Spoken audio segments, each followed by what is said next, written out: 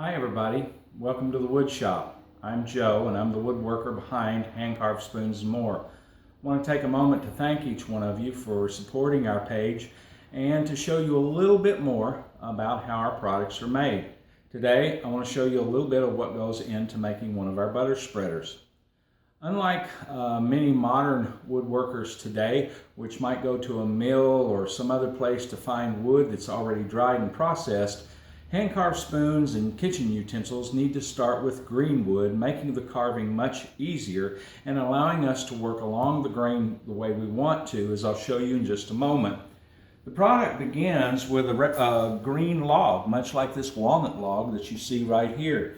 I began by splitting this log open with wedges. It is then taken and using a tool called a Froe, which is a wedge-shaped splitting tool. This one is very old, gets used in the shop every week.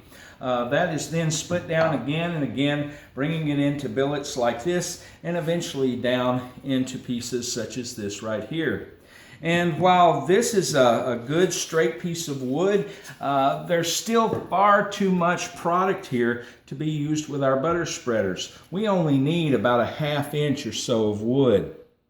Now, someone might say, well, Joe, can't you just take and put that on a bandsaw? Well, we could, but a faster and a much more efficient way is the old way, and that's the use of the Froe.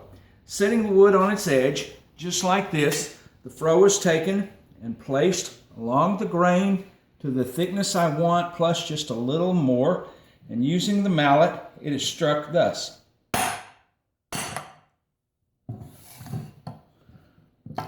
Which brings our wood down into a much more usable piece for our butter spreaders.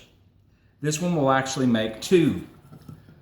I then having trimmed the wood down, I'll use a template like the one you see here to draw the pattern of the butter spreader, spoon, etc., whatever I'm working on. Then we go to a hatchet, a knife, and eventually it will go to a belt sander and then to hand sanding, beginning with 80 grit, working our way down through the grits all the way up to 600 grit. It's then taken and the wood, I usually put it under a faucet, get it wet, allow it to dry again, raising the grain, and beginning at 220, I go back to 600 to ensure that the product you receive is smooth and the first time you wash it, it doesn't raise the grain and get rough again. Until we come to the finished product, just like you see here, ready for you use in your kitchen. That's a little bit about how I work in the shop here at Hand-Carved Spoons and More. Thanks for watching. God bless.